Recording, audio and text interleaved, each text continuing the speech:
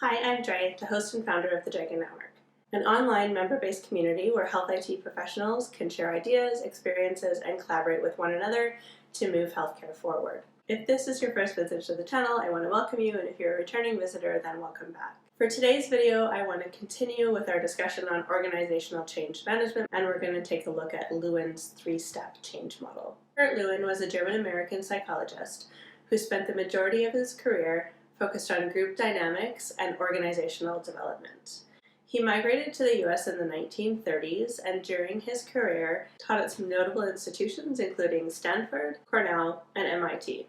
In the world of psychology, Lewin was known as a Gestalt psychologist. He followed group theory, which is really based on the premise that the group as a whole is greater than any one of its parts. Lewin's change model was first presented in 1947, and he is credited with bringing the model forward. There is a little bit of controversy with that, as he passed away in February of that year of a heart attack.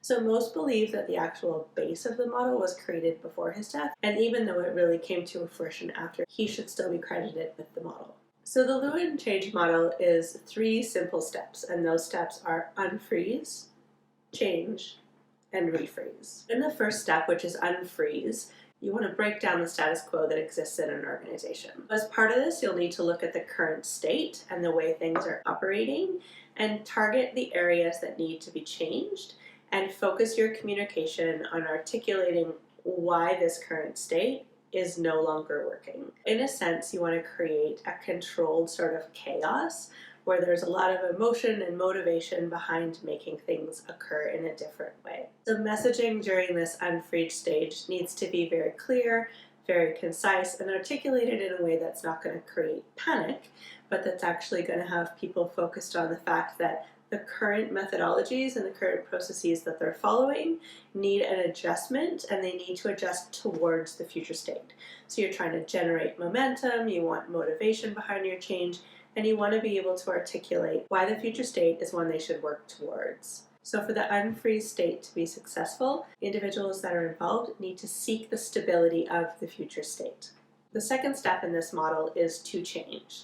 So this is where the group has been destabilized and the process you're looking to make a change to has been broken down in some way. So that doesn't necessarily mean that the actual process has been stopped, but it does mean that the emotions and the thoughts and the understanding around the process have been broken down to a point where they believe that a change needs to occur.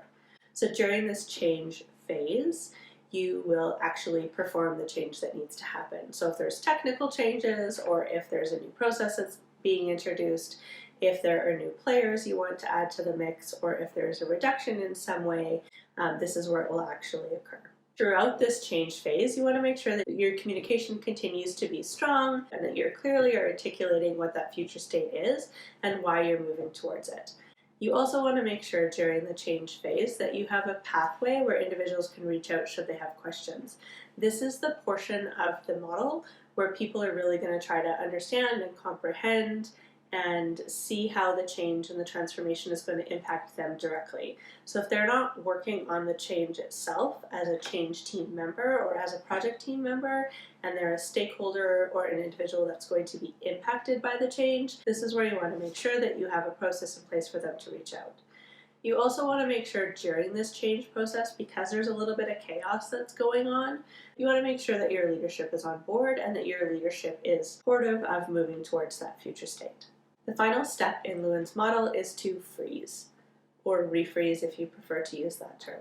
In this step, the focus is going to be ensuring that the actual change and the difference in process or the difference in environment is incorporated into the day-to-day life of your staff and all those that are affected by the change. They need to be comfortable and confident with everything that has happened and incorporate this into their day-to-day lives so that it becomes not the new way of doing things, but simply the way of doing things. So in our environment where there's constant change, some may question the necessity of freezing or refreezing after a change.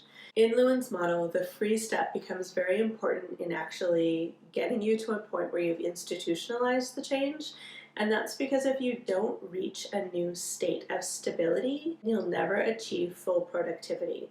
So if there's a period of flux that's still occurring, and if people are lagging behind and staying in that change phase, then there's going to be portions of your organization or members within your teams that aren't exactly sure how things are supposed to be done right now.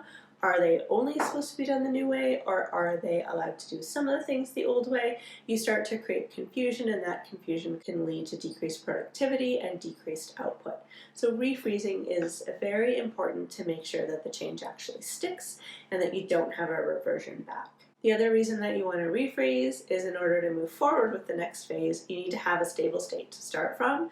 If you're starting from chaos and adding more controlled chaos on top of it, things just seem to snowball from there and it won't work out very well. So that's Lewin's 3-step model. It may seem simplistic and it's very abstract in nature, so a lot of individuals in the healthcare IT community tend not to leverage this model when they're looking at change management. So I do understand that for a large-scale transformation, this may not be the right model to use. However, if we're looking at day-to-day changes where organizational change and group culture may not have been incorporated into the activities, this is a good place to start if you want to just have a little bit of layering to frame your communication and to frame your messaging.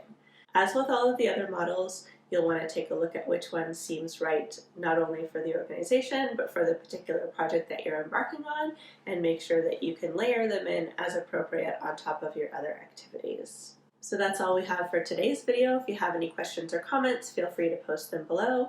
And don't forget to hit that subscribe button so you'll be notified of the next post. If you're interested in deeper conversation on change management or any other topic related to healthcare technology, go to network.draegan.com and sign up for your free trial. Talk to you next time.